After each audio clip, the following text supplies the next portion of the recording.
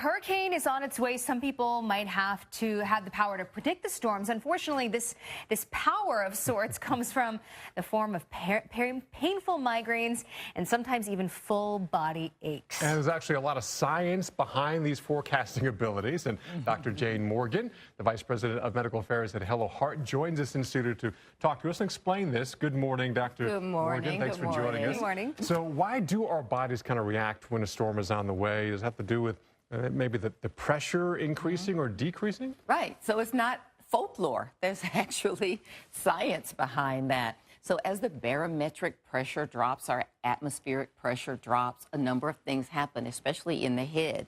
Serotonin can be released, which increases your rate of migraines. We also can have our blood pressure drop slightly because our vessels dilate, and that dilation of our vessels also is what causes migraines. And then finally, because that pressure is dropping, we can get stuffiness in our noses. Our nasal passages become congested and block our sinuses, and you start to get that face and sinus pain. So I'll admit I'm one of those people that has the superpower when it comes to migraines and storms. And I always wonder, before a storm, okay, how long is this going to last? Because we've got to wait for this entire cold front to get through here. So how long can people expect to suffer from these migraines or body aches or sinus issues? Right. So like you, if you're already sensitive to them, you tend to have sinus problems or migraine issues, then unfortunately it's probably going to be a lifetime that you will be in the meteorology business, I guess, because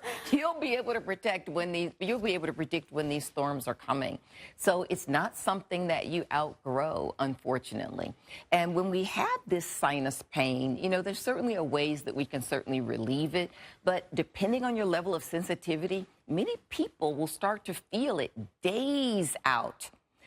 Other people, depending on their sensitivity, once it starts to happen, they are also experiencing it in real time. So it depends on how sensitive you are. We should get a group of people in a room and do our forecasting. That's right. Exactly. That's another topic. Yes, But let's talk about those aches and pains. Yeah. What can we do to minimize that? Knowing that this is how my body responds, I know. What can I do to perhaps make it feel easier on me? Yeah, let's talk about that. So there are about 350 joints in our bodies. And when we talk about, joints and joint pains and aches, we used to think our parents and our grandparents would say, oh, a storm is coming, my hips are hurting.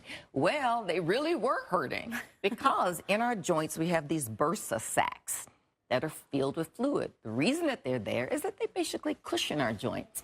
But when the atmospheric pressure drops, those sacs expand and put pressure in the joints, and we can start to feel pain. So when people tell you they can feel it in their joints, there actually is science behind that. So you mentioned that those of us that are more sensitive, right.